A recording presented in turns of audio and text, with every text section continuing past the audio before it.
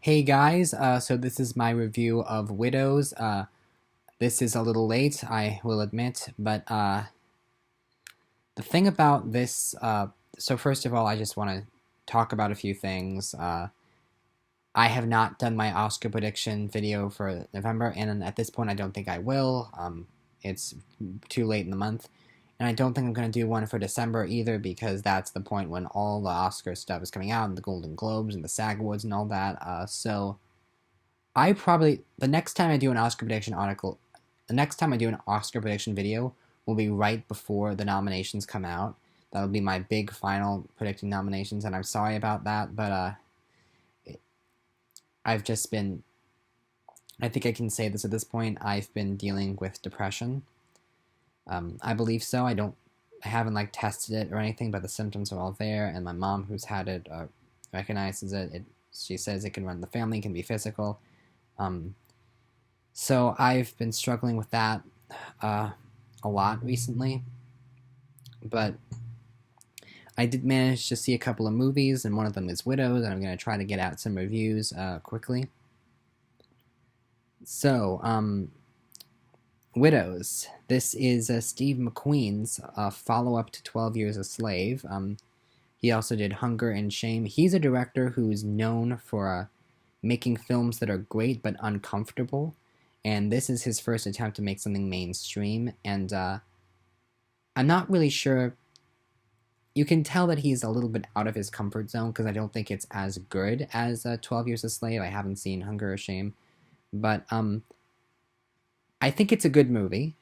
It's kind of a long movie, and it's kind of jumbled in places. This is one of those movies where I feel like it would have been better served as a television miniseries. And the reason I say that is because there are a lot of characters, and they all have their own story arcs. And usually I'm all for that, but there was just so much to balance here. The movie ends up feeling a little bit long as a result. And I don't know, just something about it just didn't grab me. Although that could be related to the depression, as I said earlier. Um,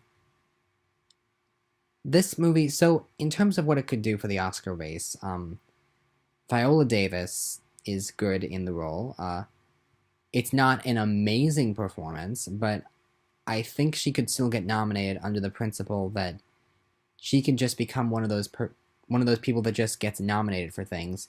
And honestly, I think we would all be okay with that. Viola Davis is such a beloved actress, and yeah, she can get nominated for this. It is kind of a weak lead, though, because the role is like borderline supporting, because it's very much an ensemble film. And you could make the argument that everyone's supporting, or you could make the argument that Viola Davis is lead, but she's a very thin lead. And in terms of the supporting cast, Elizabeth Debicki, I think, is probably the one who stands out the most and has the best chance of being nominated in supporting.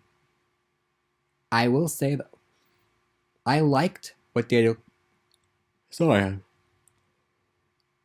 I liked what Daniel Kaluuya did in this movie, but I don't think he's going to be nominated because he has very little screen time. And I think in a movie with so many characters, it's going to be a little hard to stand out. I don't think it's impossible, but I don't think I'm going to predict it. Then again, supporting category is a really up in the air category this year. Yeah, okay. We're getting to the point where a bunch of Oscar movies are coming out, and I'm going to have a lot of reviews coming out. So my thoughts on Widows: see it if you're into the Oscar race. It's a good thriller. It's not too disturbing. It's got some interesting characters in it. It just, for some reason, it never grabbed me, and I don't have that much to say about it. And if you look at the trailer and you think this would be your cup of tea, then go. If not, then don't go.